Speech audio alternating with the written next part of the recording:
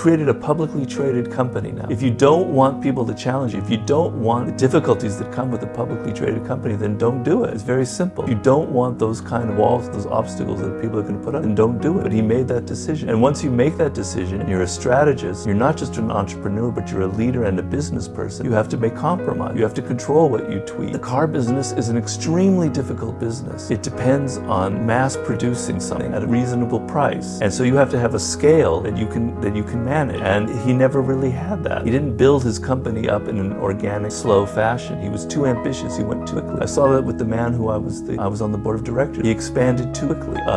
Get back to your ambition. So you have to be careful and you have to be a strategist in life. And I think someone like Elon Musk lacks a degree of self-control.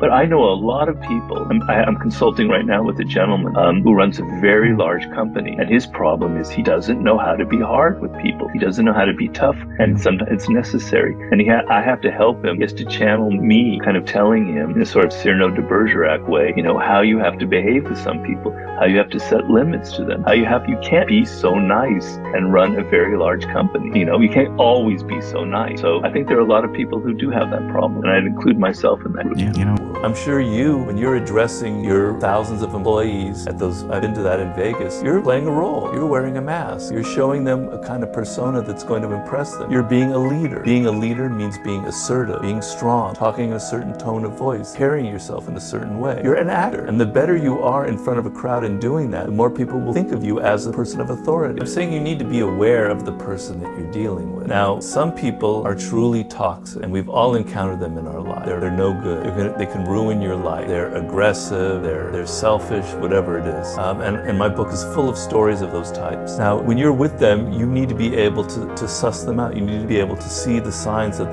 you're dealing with a toxic person. So I'm telling you to be aware in the moment that every person you deal with in life is different as an individual. You, Patrick, have a background that's unique, right? You've explained some of that to me. The more I know about your unique background, about what makes you who you are, the better I'm able to deal with you. It doesn't mean I have to become a fake person with Patrick. It just means that when I know that you have these particular sensitivities and these particular values, I have to be aware of that, and I have to not offend you. So the idea is, sum it all up, is stop paying attention to people's charm, their presence, their facade, how excited they are when you meet them, to their resume, to the fact that they went to Harvard or Yale, etc., and look at their character, what lies underneath. If you looked at Howard Hughes' character, you would have seen someone deeply insecure and deeply controlling to the point where he can never finish it.